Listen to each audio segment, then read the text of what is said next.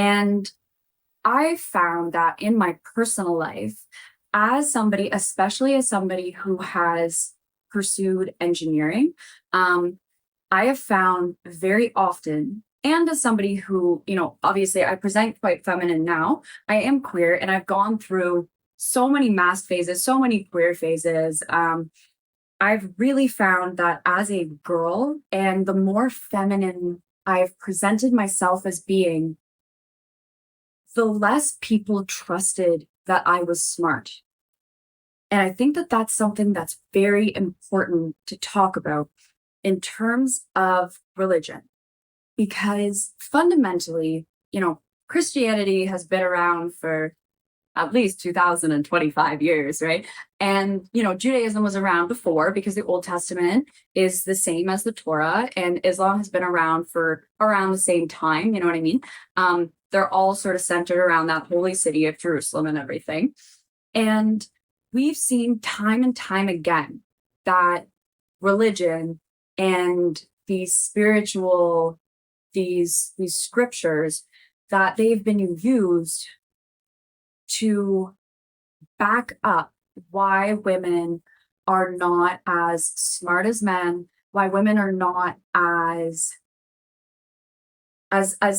intelligently sound as men, why female acceptance and embracing of emotions, and why femininity is not as smart or as wise as masculinity, right?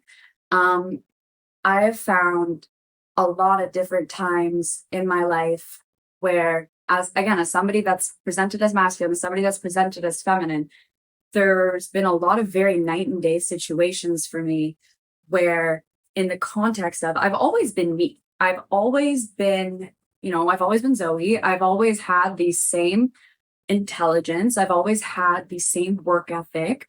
I've always had the same just general love of learning. And it's something that I've always taken a lot of pride in.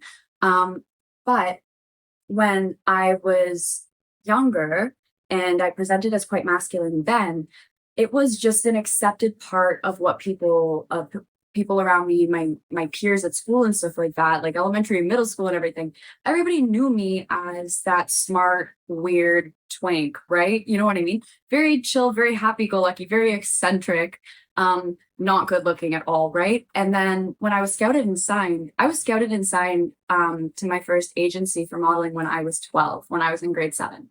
So at that point, as soon as I signed my first modeling contract, the way that I looked was no longer up to me. Because when you're signed with a modeling agency, your agency has full authority over, the color of your hair, the color of your eyebrows. You're not allowed to get your nails done. You're not allowed to have anything done. I mean, that's not necessarily relevant when you're 13 years old, right? But still. And so when I was 14, my agent made the decision that it would be cool to repackage me as a blonde, and I was still me.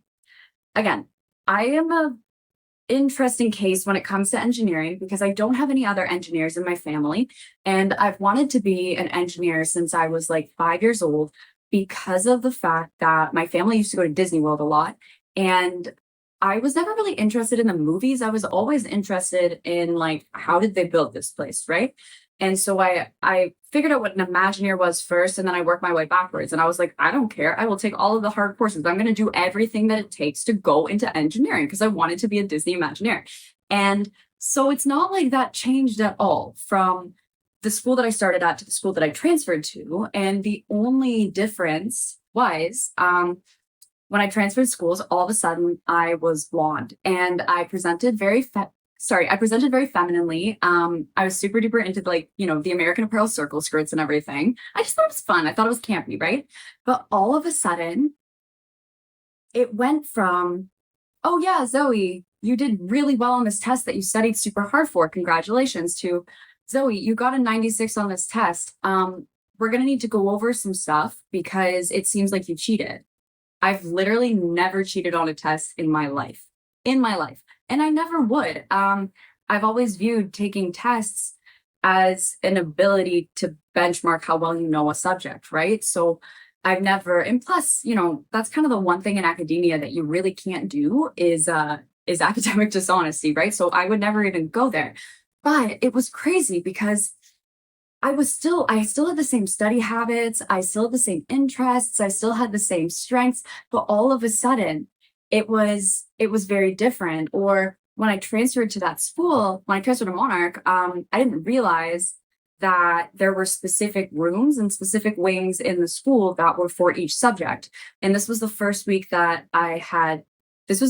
school that I transferred because at my last school, at Branksome, they didn't have like people use different rooms for different classes all the time.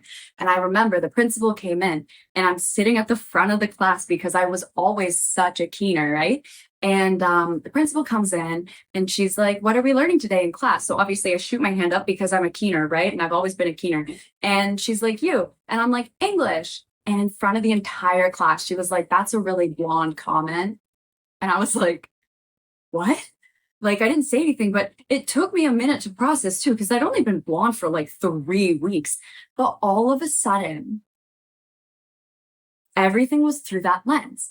A different example as well in terms of internalized societal views of femininity as being diametrically opposed to intelligence and wisdom is I was doing a project that I'm going to still pick up on at some point, but when my business took off, I just shelved it temporarily. So this was when I was like 18, 19, and I called it my STEM Femmes project because I wanted to interview 100 notable women in STEM and ask them about their experience and advice and stuff like that. And I wanted to compile it and turn it into like a cool journalistic project.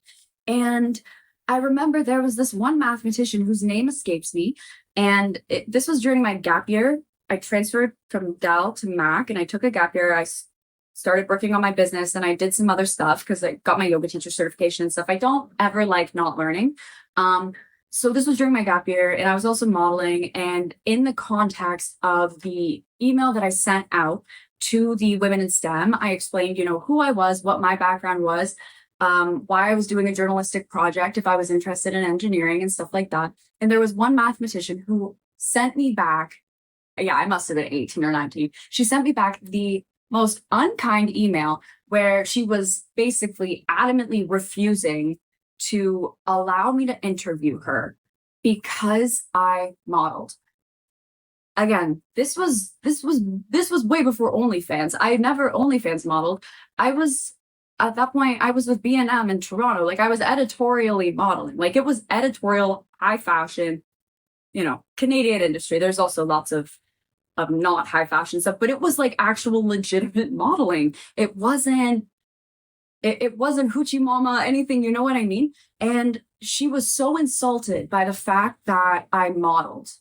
And she said that I was insulting every woman in STEM by modeling and also being in engineering.